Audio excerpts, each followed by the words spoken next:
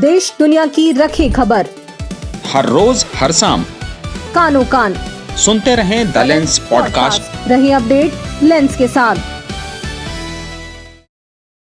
नमस्कार, आज तारीख 21 मार्च दिन शनिवार। देश दुनिया की तमाम बड़ी खबरों के लिए आप सुन रहे हैं द लेंस का न्यूज पॉडकास्ट राउंड अप। मेरा नाम है पूनम ऋतु सिंह। चलिए करते हैं खबरों की शुरुआत।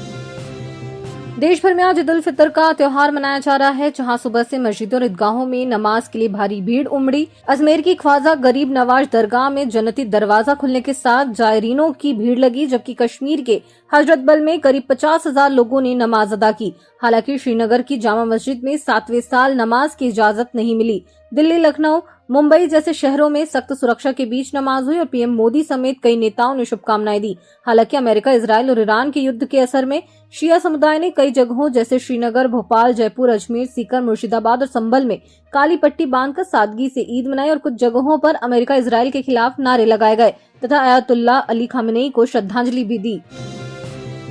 इजरायल के यरूशलेम में अल अक्सा मस्जिद, जो मुसलमानों का तीसरा सबसे पवित्र स्थल है, उसे ईद की नमाज के लिए बंद कर दिया गया, जो 1967 के अरब इजरायल युद्ध के बाद पहली बार हुआ। सुरक्षा कारणों से इजरायली अधिकारियों ने पुराने शहर में आम लोगों की एंट्री भी रोक दी।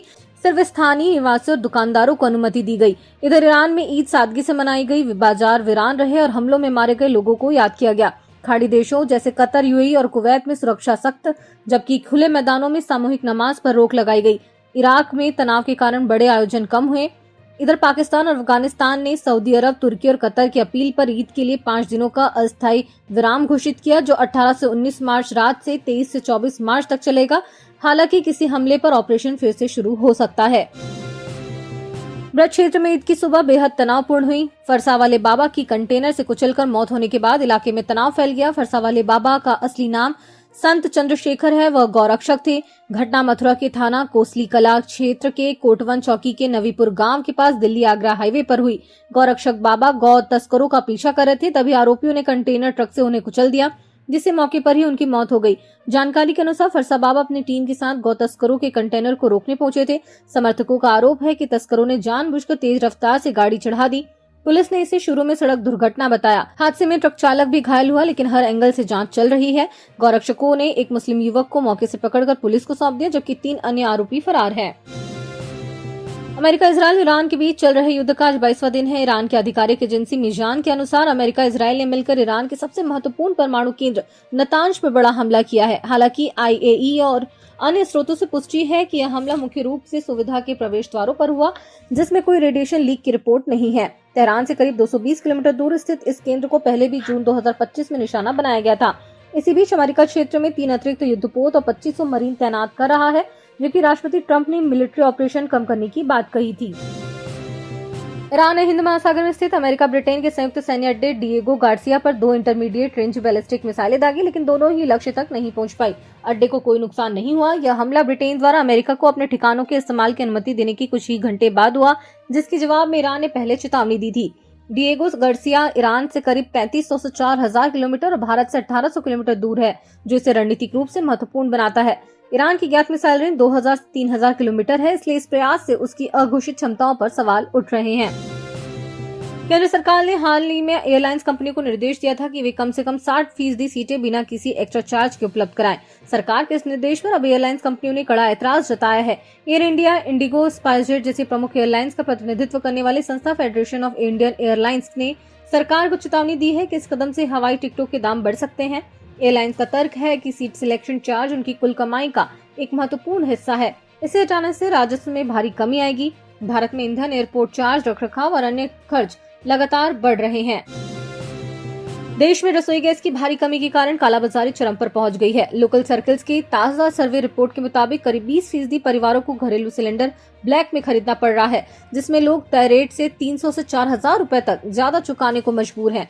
सर्वे में शामिल 57,000 लोगों में से 68% ने इस हफ्ते डिलीवरी में देरी की शिकायत की, जबकि केवल 28% को ही समय पर सिलेंडर मिला। ईरान, अमेरिका, इजरायल युद्ध और होर्मुज जलमार्ग के प्रभाव से आयात बाधित होने के कारण स्थिति बिगड़ी है। इसके अलावा 12% उपभोक्ताओं को फैंटम डिलीवरी के फर्जी एसएमएस मिले, जिसमें दावा किया गया कि सिलेंडर पहुंच गया, जबकि नहीं पहुंचा। शहरों में लोग पीएनजी की ओर शिफ्ट हो रहे हैं, जबकि गाँवों में 40% से ज्यादा परिवार लकड़ी उपले पर लौट गए हैं। लोकल सर्कल्स ने सरकार से डीलरों की जमाखोरी और डिजिटल सिस्टम की खामियों पर सख्त कार्रवाई की मांग की है। और अंत में खबर से हटके में जाने किस देश में चलता है सबसे महंगा इंटरनेट। आज की डिजिटल दुनिया में इंटरनेट एक्सेस बिजली जितना जरूरी हो गया है, लेकिन इसकी कीमत हर देश में अलग अलग है। ताजा रिपोर्ट्स के मुताबिक संयुक्त अरब अमीरात फिक्स्ड ब्रॉडबैंड के प्रति एमबीपीएस सबसे महंगा देश है, जहां यूजर्स को औसतन $4.31 यानी करीब 360 रुपए प्रति एमबीपीएस चुकाने पड़ते हैं। यूएई में कम प्रतिस्पर्धा और कुछ ही बड़ी टेलीकॉम कंपनियों का दबदबा होने से कीमतें ऊंची बनी हुई है, भले ही वहां इंफ्रास्ट्रक्चर बेहतरीन हो। वहीं सोलोमन आइलैंड जैसे दूरदराज द्वीपीय देशों में मासिक इंटरनेट खर्च बहुत ज्यादा होता है, क्योंकि समुद्री केबल्स और सैटेलाइट पर निर्भरता और भौगोलिक चुनौतियां लागत बढ़ाती हैं। घाना, जिम्बाब्वे और स्विट्जरलैंड जैसे देश में भी मोबाइल डेटा या ब्रॉडबैंड में महंगे टॉप लिस्ट में है, जिसकी मुख्य वजह है महंगा इंफ्रास्ट्रक्चर, कम मुकाबला और भौगोलिक दूरी से ग्लोबल बैकबोन तक पहुँच की समस्या। तो आज के लिए बस इतना ही। कल फिर मिलते हैं नई खबरों के साथ। खबरों को विस्तार से पढ़ने के लिए विजिट करिए हमारी वेबसाइट thelens.in।